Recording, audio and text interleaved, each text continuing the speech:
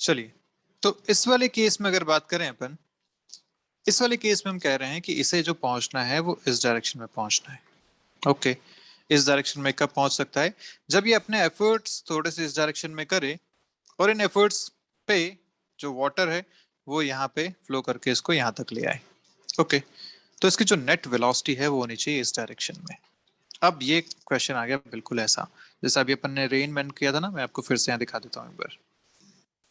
ये जो हमने अभी किया था यहाँ पे, क्या यहाँ पे हमने किया था?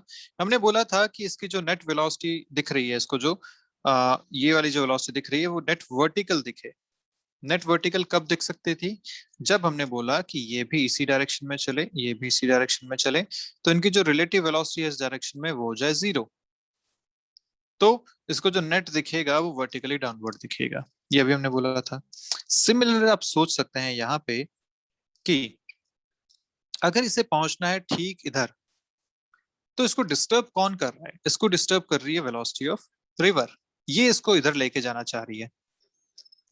अगर ये अपने सेम एफर्ट्स इस डायरेक्शन में लगाए और ये दोनों अगर आपस में कैंसिल हो जाएं, तो जो भी वेलोसिटी बचेगी वो सिर्फ और सिर्फ इस डायरेक्शन में बचेगी। ये चीज अपने को समझनी है कि इसके जो एफर्ट्स हैं उस एफर्ट्स का ये जो कंपोनेंट है, ये कंपोनेंट अगर इस रिवर के इफेक्ट को नलीफाई कर दे, इसको अगर कैंसिल कर दे, तो जो भी इसकी वेलोसिटी बचेगी, कंपोनेंट बचेगा, वो सिर्फ इस डायरेक्शन में आएगा और ये आराम से यहाँ तक पहुंच सकता है। तो हमें ये वेलोसिटी चाहिए जो इसके इफेक्ट को नलीफाई कर दे। बस ये अपने को मिल गया। यहाँ पे हम लिख सकते हैं इसके कंपोनेंट्स, दो कंपोनेंट्स अपन यहाँ पे लिख सकते हैं। इस डायरेक्शन में जो कंपोनेंट आएगा वो आएगा V S R sine theta. इस डायरेक्शन में जो कंपोनेंट आएगा वो आएगा V S R cos theta.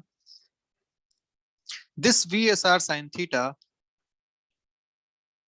Should be equal to V R, ताकि ये जो एफर्ट है ये इस रिवर के इफेक्ट को कैंसिल कर दे, जिससे ये बिल्कुल स्ट्रेट यहां से यहां तक जा सके। अगर ऐसा हो गया तो अपना काम हो जाएगा। साइन थीटा आपको यहां से मिल जाएगा V R by V S R. This is the angle, ये एंगल हमें चाहिए था, this theta we wanted. So theta is equal to V R by V S R, sine theta is equal to V R by V S R. एक बार ये काम हो गया फिर तो आपका सारी चीजें बहुत आसान हो गई। अब अपने को बात समझ में आ गई कि ये तो दोनों ने आपस में कैंसिल कर दिया एक दूसरे को। जो वेलोसिटी है इसके पास अब इसी डायरेक्शन में है। कौन सी वेलोसिटी है? V S R cos theta है। So this V S is nothing but V S R cos theta. ये आपको मिल गया ऐसे। इस डायरेक्शन में जो वेलोसिटी मिल रही है वो किस वजह से मिल रही है? इसके इधर वाले एफर्ट की वजह से मिल रही है, V S R cos theta की वजह से। यहाँ से अपने को पूछा जाता है कि बताइए टाइम टू क्रॉस। तो टाइम टू क्रॉस निकाल लेते हैं। अपने को पता है डिस्टेंस है डी। स्ट्रेट लाइन डिस्टेंस कितनी है यहाँ से यहाँ तक? D. This is river width D. यहाँ से तक क्रॉस करना है डी। वेलोसिटी कितनी है इस डायरेक्शन में? वी एस, या फिर जिसको आप लिख सकते हैं V S R cos theta. So यहाँ पे आपका आंसर आ जाएगा this time to cross is D by V S R cos theta. This is the time to cross, D by V S R cos theta. कितना angle पे cross चलना चाहिए इसे? इसे इतना एंगल पे चलना चाहिए।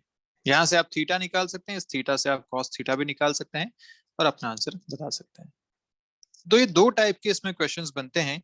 एक क्वेश्चन यहाँ से आ गया आपके पास कि शॉर्टेस्ट टाइम पे बताना है। शॉर्टेस्ट टाइम मतलब ये ऐसे एफर्ट मारे लेकिन यहाँ तक पहुंच जाए। इस केस में टाइम आप बता सकते हैं D by V S are, और यहाँ से ड्रिफ्ट जो इसका आएगा वो बता सकते हैं इस तरीके से वी आर इंटू टी से। यहाँ से ड्रिफ्ट आ जाएगा। दूसरा जो केस आता है इसमें वो आता है शॉर्टेस्ट पाथ का, कि मिनिमम पाथ इसको ट्रैवल करना पड़े। वो कब होगा? जब ये इस डायरेक्शन में पहुंच जाए यहाँ से यहाँ तक। इसके लिए इसको इधर चलना पड़ेगा ताकि रिवर इसको यहाँ तक ले आए, फाइनली ये यहाँ तक पहुंच जाए। तो शॉर्टेस्ट पाथ हुआ। इस केस में जो एंगल अपने को निकालना होता है थीटा, वो इस तरीके से दिया जा सकता है sine theta equal to V R by V S R. ध्यान क्या रखना है कि इसका ये एफर्ट इस रिवर के एफर्ट को कैंसिल कर देना चाहिए ताकि नेट इसको इस डायरेक्शन में मिल जाए। यहीं से आप टाइम निकाल सकते हैं। इस डायरेक्शन में डिस्टेंस डी है, velocity V S R cos theta है, यहाँ से आपको टाइम मिल जाएगा D by V S R cos theta. तो ये दो टाइप के क्वेश्चंस इसमें आपके पास बनते हैं। अब इससे मिला के और क्वेश्चंस भी बनाए जा सकते हैं। इन दोनों कॉन्सेप्ट को मिला दो और नए क्वेश्चंस बन जाएंगे। तो अपन क्वेश्चन प्रैक्टिस के टाइम पे देख लेंगे। तो अब अपन करते हैं क्वेश्चन प्रैक्टिस। तो जो आपका पहला क्वेश्चन आपको दिया गया है, देखिए मैं क्वेश्चन पढ़ता हूं, आप लोग उसको एक डायग्राम साथ साथ बनाते रहेंगे, जैसा अभी डायग्राम बना रहे हैं, सर लाइन डायग्राम, वैसा लाइन डायग्राम बनाएंगे। तो क्वेश्चन क्या है, सुनिए ध्यान से। A person who can swim at 4 kilometre per hour, who can swim at 4 kilometre per hour. Can swim मतलब ये आपकी वेलोसिटी हो गई, velocity of swimmer with respect to river, ये आपको दे रखी है 4। हु कैन स्विम मतलब swimmer with respect to river, ये आपको दे रखी है। तो velocity of swimmer with respect to river is 4 kilometre per hour. Okay. Wishes to cross a river in shortest time, shortest time वाली कंडीशन चमकनी चाहिए तुरंत। शॉर्टेस्ट टाइम, शॉर्टेस्ट टाइम वाली कंडीशन क्या थी, ऐसे रिवर था, ये अगर अपने सारे एफर्ट्स इस डायरेक्शन में मारे, V S R in this direction, V R in this direction, तो फाइनली ये यहाँ कहीं पहुंच जाएगा। This is the shortest time, है ना। ए से चलना शुरू किया, एफर्ट्स बी की तरफ थे, तो फाइनली ये सी पे पहुंच जाएगा ना। ये परपेंडिकुलर है, दिस लाइन इज परपेंडिकुलर, अगर ये थोड़ी सी ऐसी बन गई, दिस लाइन इज परपेंडिकुलर यहां से।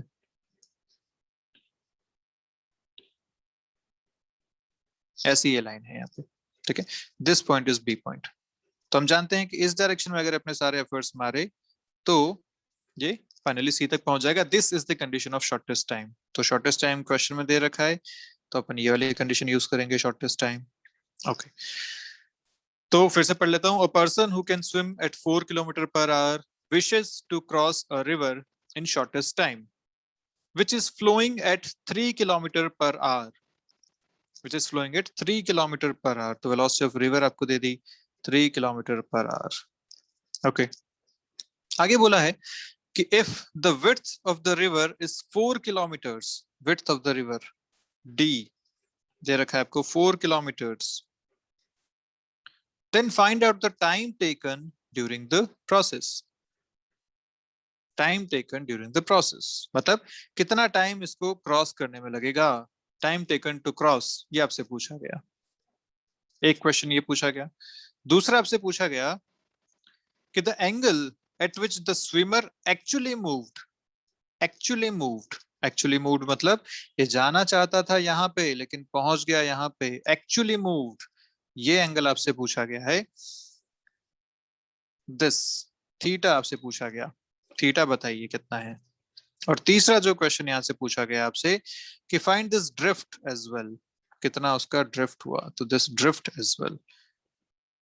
ये 3 क्वेश्चंस आपसे यहाँ पे पूछे गए हैं ये डेटा देके। तो अपन अब कर सकते हैं, हमें फॉर्मूलाज याद नहीं भी हैं लेकिन अगर कॉन्सेप्ट से याद है तो बड़ी आसानी से इस क्वेश्चन को सॉल्व किया जा सकता है। हम जानते हैं कि इसकी सारी के सारे एफर्ट्स इस डायरेक्शन में है, डिस्प्लेसमेंट अगर ये d है इस डायरेक्शन में, वेलोसिटी भी इसी डायरेक्शन की ले लो, तो हमारे पास टाइम आ जाएगा। So time can be written as d by VSR। जिधर डिस्प्लेसमेंट उधर की वेलोसिटी, आपको टाइम मिल जाएगा। आप चाहो तो ऐसा भी कर सकते हो, आप ये वाला डिस्प्लेसमेंट लो फिर वेलोसिटी भी इधर वाली लो, this velocity is VS net velocity.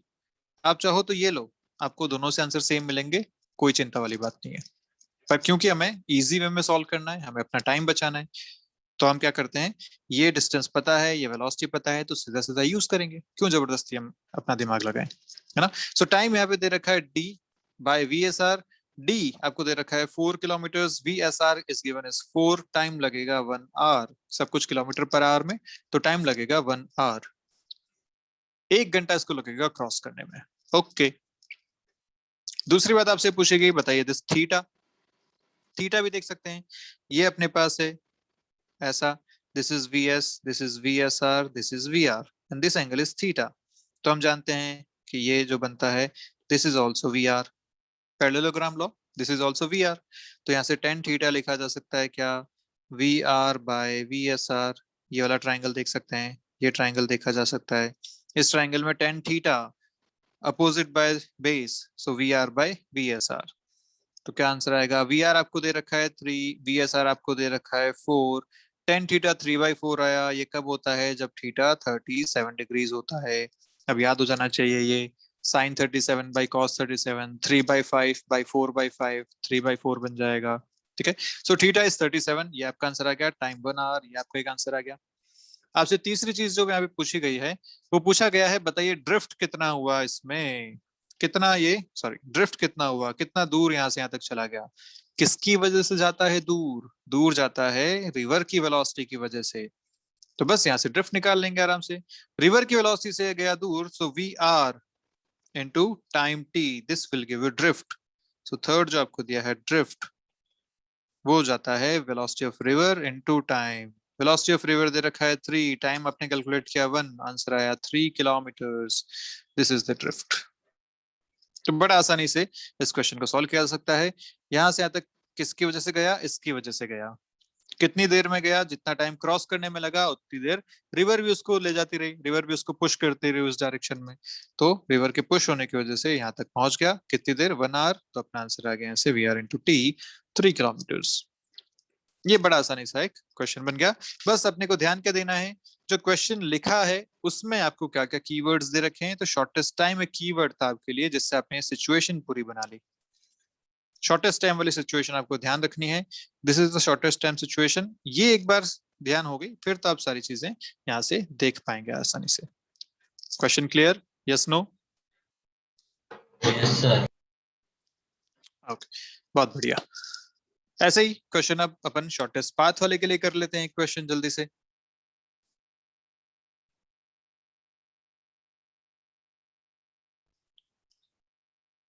बोला गया कि अगर एक बंदा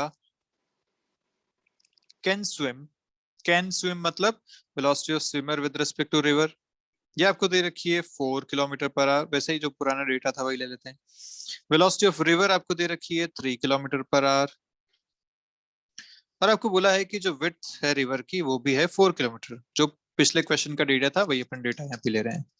अब आपसे पूछा गया find out the time taken in process of crossing the river in shortest path. Basically क्या पूछा, time taken to cross the river in shortest path.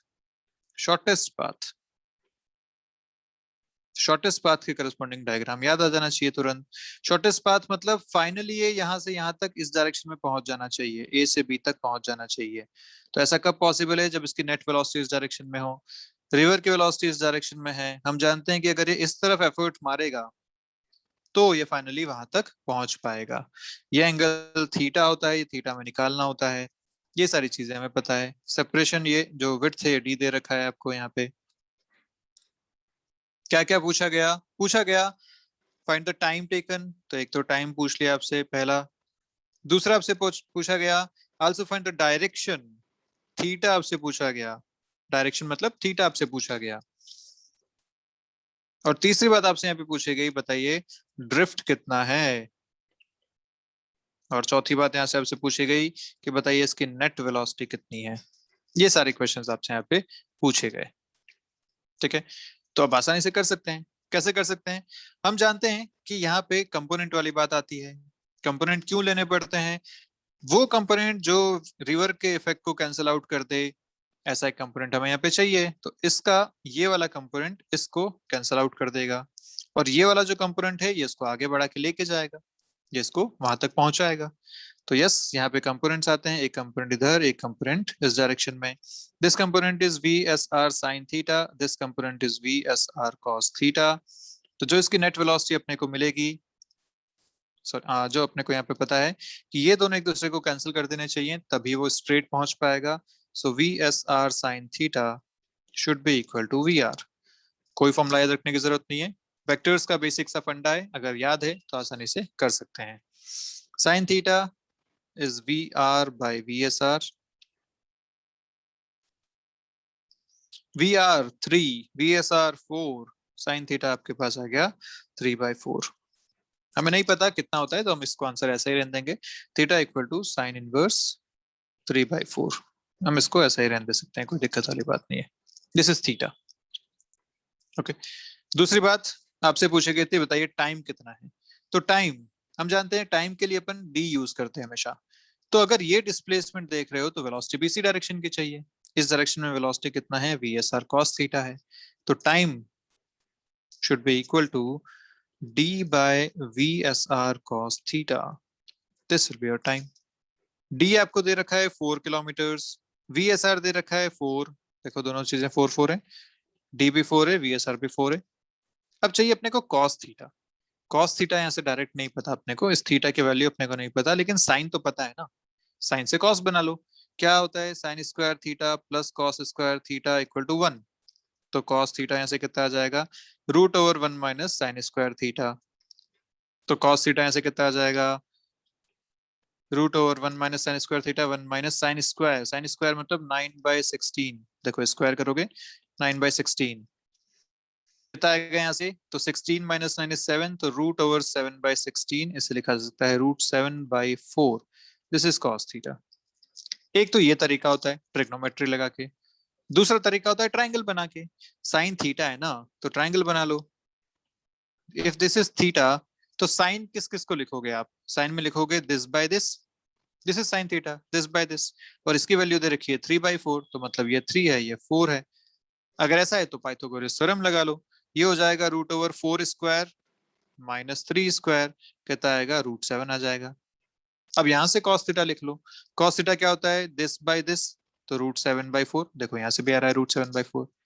Tan theta लिखना है, 3/√7, टेन थीटा मिल जाएगा। तो ट्राइंगल वाला तरीका भी कर सकते हैं। साइन के हिसाब से ट्राइंगल में आपने वैल्यूज लिख ली, जो अननोन साइड थी वो निकाल ली पाइथागोरस थ्योरम लगा के, देन जो भी अपने यहाँ पे आपको ट्रिग्नोमेट्रिक फंक्शन चाहिए वो बनाओ आराम से। तो कॉस यहाँ से आपको मिल गया कितना, √7/4 लगा लो यहाँ से, इंटू √7/4।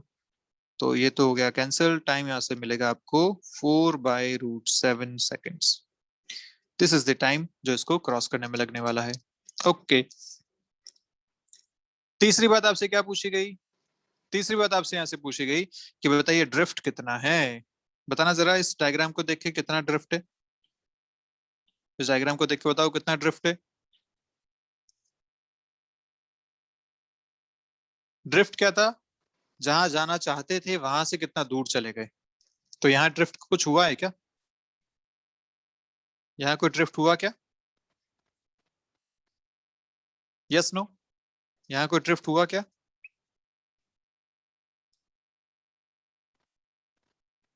बोलो बोलो, यहाँ कोई ड्रिफ्ट हुआ क्या, हाँ या ना।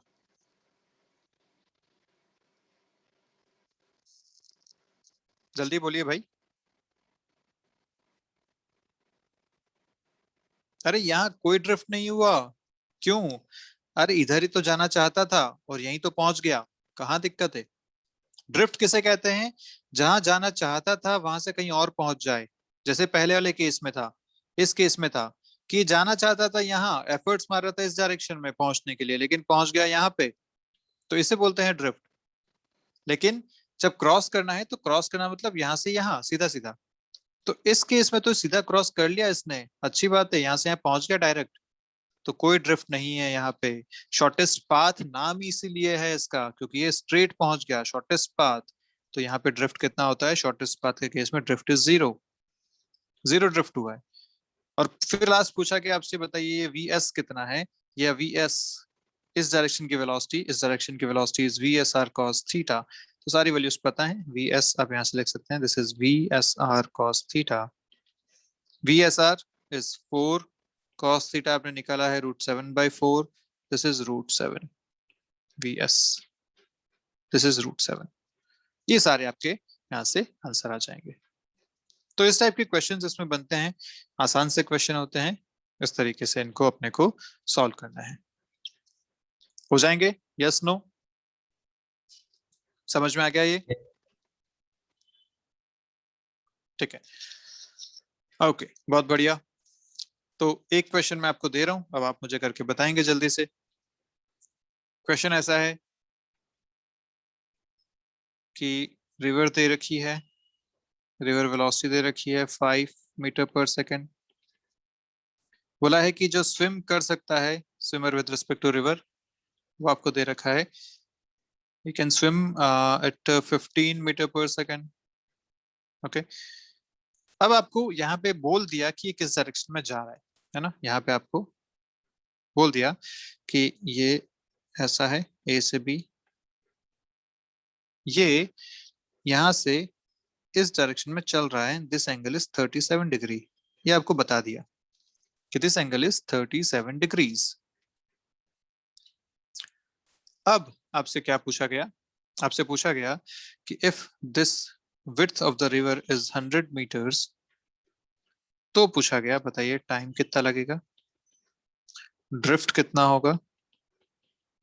ये दो बातें आपसे पूछी गई हैं। अब इसमें आपको कोई कंडीशन नहीं दी, यहाँ पे ना तो आपको बोला कि ये शॉर्टेस्ट पाथ है, ना बोला कि शॉर्टेस्ट टाइम है, यहाँ पे कुछ नहीं बोला आपको, आपको सिर्फ एक ऐसा सिचुएशन दे दिए। अब इस सिचुएशन को आपको सॉल्व करना है कि बताइए कितना टाइम इसको लगेगा, कितना ड्रिफ्ट यहाँ पे होगा। अब क्या करना है, तो करना बिल्कुल वैसा ही है। जब भी आपको इस टाइप से सिचुएशन दे दे कि यहाँ पे किसी एंगल पे जा रहा है, this is we S are, तो हमें क्या करना है, इसके कंपोनेंट ले लेने हैं। कंपोनेंट देखते हैं, इस बार तो आपको वैल्यूज दे रखी हैं सारी। इधर जो कंपोनेंट आएगा वी एस आर कॉस 37 आएगा, यहाँ जो आएगा आएगा वी एस आर साइन 37 आ जाएगा। वी एस आर की वैल्यू आपको दे रखी है 15, तो दिस इज 15 कॉस 37 होता है आपके पास 4/5, तो ये हो जाएगा 3 इंटू 12 यहाँ पे आ जाएगा। और यहाँ पे आपको दे रखा है ये VSR is 15 into sine 37 is 3/5, तो ये आपके पास आ जाएगा 9 मीटर पर सेकंड। तो अपन वेलोसिटी ऑफ रिवर ले लेते हैं 10, velocity of river is 10 metre per second. Okay, ये मैंने यहाँ पे थोड़ा सा मॉडिफिकेशन किया है 10। अब सिचुएशन देखो क्या हो गई, सिचुएशन हो गई ऐसी कि ये इस डायरेक्शन में एफर्ट्स मार रहा है, ठीक है। इस एफर्ट का जो ये कंपोनेंट है वो है 9 मीटर पर सेकंड, लेकिन रिवर कितनी है, रिवर है 10 मीटर पर सेकंड, तो मतलब रिवर अभी भी इसको इस तरफ लेके जा सकती है, क्योंकि इसका जो एफर्ट है वो 9 का है, रिवर की वेलोसिटी 10 की है। ऑब्वियसली रिवर वेलोसिटी ज्यादा है, ये इसको इस तरफ खींच के लेके जाएगी। तो यस, ये बिल्कुल स्ट्रेट क्रॉस नहीं कर पाएगा, ये यहाँ पे कहीं पहुंचेगा। एक बात तो हमें समझ में आती है, कहां से समझ में आई, कि river velocity is more than this velocity, इसलिए ये यहाँ पे कहीं पहुंचेगा। ओके, एक बात समझ में आई। दूसरी बात, इस डायरेक्शन में जो वेलोसिटी है उससे ये क्रॉस करेगा, ठीक है। तो अपने पास जो फाइनल सिचुएशन बन के आ गई वो सिचुएशन कुछ ऐसी है कि वो यहाँ से यहाँ तक पहुंचने वाला है, पॉइंट सी तक वो पहुंचेगा, दिस इज द ड्रिफ्ट जो आपको कैलकुलेट करना है। तो अब अपने पास दो चीजें हैं, एक पूछा है टाइम, तो टाइम तो हम जानते हैं हमेशा डी के करस्पॉन्डिंग ले सकते हैं, ये डिस्प्लेसमेंट इसी डायरेक्शन की वेलोसिटी, डिस्प्लेसमेंट इस डायरेक्शन में है आपका डी 100 मीटर्स, और इस डायरेक्शन की जो वेलोसिटी है वो आपने कैलकुलेट की थी we S R cos 37 which is 12, तो टाइम आ जाएगा 100/12, आप इसे ऐसे लिख सकते हैं 25/3 सेकेंड्स। ये तो आ गया टाइम, सीधा सीधा सा।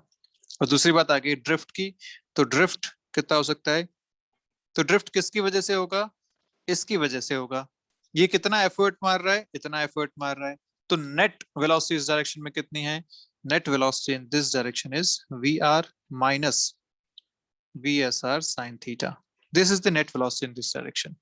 कि रिवर इसको इस तरफ लेके जानी चाह रही है 10 से, 9 को तो ये अपोज कर ले रहा है अपना एफर्ट से इस डायरेक्शन में, 9 तो इसने इस डायरेक्शन में बना ली अपनी वेलोसिटी, लेकिन फिर भी रिवर की वेलोसिटी थोड़ी ज्यादा है, तो रिवर अभी इसको अपने साथ लेके जाएगी। कितने से लेके जाएगी, तो 10 माइनस 9 से, मतलब 1 से ये फाइनली उस तरफ शिफ्ट होगा। 1 metre per second is the net velocity in this direction. तो जो ड्रिफ्ट इसका आएगा वो इस नेट वेलोसिटी से आएगा, ड्रिफ्ट हम जानते हैं वेलोसिटी इनटू टाइम, 1 इंटू 25/3, तो आपका आंसर आएगा 25/3 metres, this is the drift. तो ये एक नए टाइप का क्वेश्चन हो गया, जहां पे ना तो शॉर्टेस्ट पाथ है ना ही शॉर्टेस्ट टाइम की बात हो रही है। तो ये क्वेश्चन कैसा हो गया कि एक रैंडम एंगल है कोई, ना तो वो एंगल ऐसा है कि वो बिल्कुल स्ट्रेट पहुंच जाए, और ना ही उसकी इनिशियल वेलोसिटी इस डायरेक्शन में है कि वो यहाँ कहीं सीधा सीधा पहुंच रहा हो, दोनों केसेस नहीं थे, ये एक रैंडम केस था। इस रैंडम केस में ये आपको एंगल ऑलरेडी दे रखा था 37 डिग्रीज, इसके करस्पॉन्डिंग अपने को चेक करना था। तो क्या चेक किया अपन ने, ये चेक किया कि क्या ये पूरा पूरा जो इस डायरेक्शन में एफर्ट्स लगा पा रहा है with angle and this velocity, हमने चेक किया क्या वो उस रिवर की वेलोसिटी को बैलेंस कर पा रहा है। अगर नहीं कर पा रहा तो रिवर इसको लेके जाएगी साथ में, कितने से लेके जाएगी, तो जितना इसका नेट आएगा उसके हिसाब से लेके जाएगी। ये बिल्कुल ऐसी तो बात है, अगर आप इस डायरेक्शन में इसको कंसिडर करो तो this is velocity of river, और इस डायरेक्शन में है velocity of swimmer with respect to river. यही तो हुआ, 1D मोशन याद करो रिवर वाला, अप द स्ट्रीम वाली बात हो रही है, ये अप द स्ट्रीम, ये है आया 9, ये आया 10, तो ऑब्वियसली ये इस डायरेक्शन में नहीं जा पाएगा क्योंकि रिवर की वेलोसिटी ज्यादा है। जब रिवर की वेलोसिटी ज्यादा है तो रिवर इसको अपने साथ लेके चली जाएगी। कितने से लेके जाएगी? तो 10-9, आपने यही तो किया था। अब द स्ट्रीम में वेलोसिटी को सब्ट्रैक्ट कर रहे थे।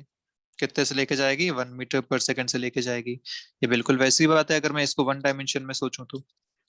सिर्फ इस डायमेंशन का मोशन अगर मैं कंसिडर करूं तो ये अब द स्ट्रीम वाली बात हो गई कि वेलोसिटी ऑफ रिवर इस डायरेक्शन में जाना चाह रहा है, इस डायरेक्शन में 9 की वेलोसिटी से जाना चाह रहा है, वेलोसिटी ऑफ रिवर 10 है, ऑब्वियसली नहीं जा पाएगा। तो रिवर इसको अपने साथ लेके जाएगी पीछे की तरफ। कितनी नेट वेलोसिटी? 10-9 से लेके जाएगी। इस वेलोसिटी की वजह से ही ये ड्रिफ्ट इसमें हुआ है। टाइम अपन पहले ही कैलकुलेट कर चुके हैं। This velocity into drift into time will give you drift. ये आपको मिल गया ड्रिफ्ट 25/3 मीटर्स। क्लियर अच्छे से? Yes no?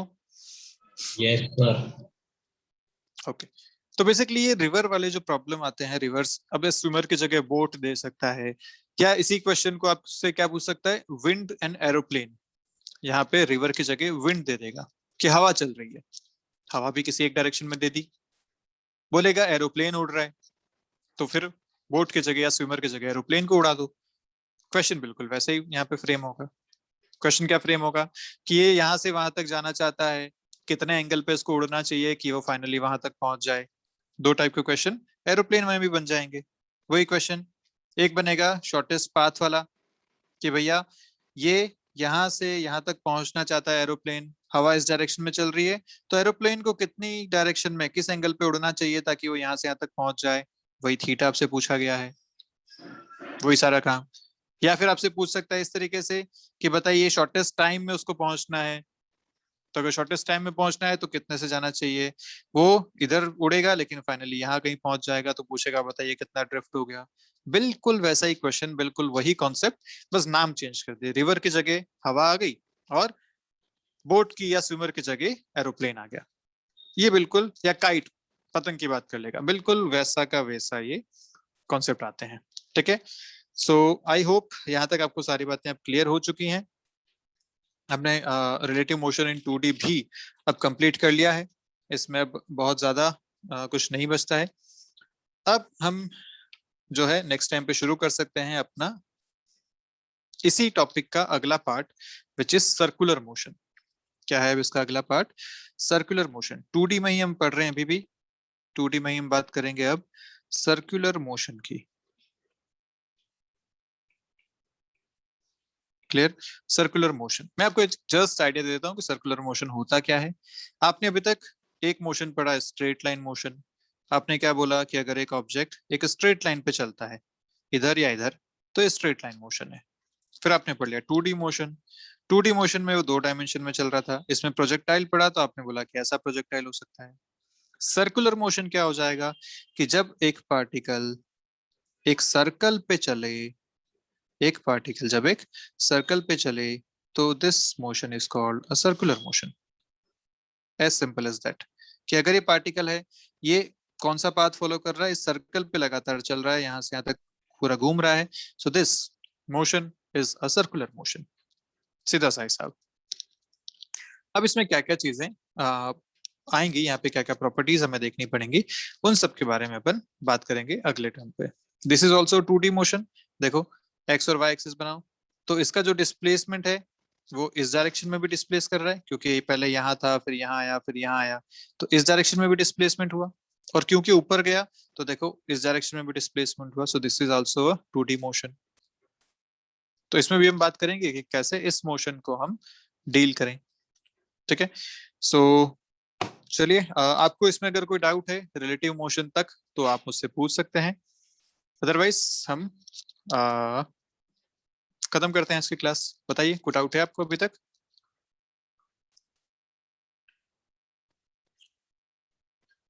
ओके नहीं है तो चलिए क्लास खत्म करते हैं, मिलते हैं नेक्स्ट टाइम पे। बाय बाय, पढ़ते रहिए, अपना ध्यान रखिए।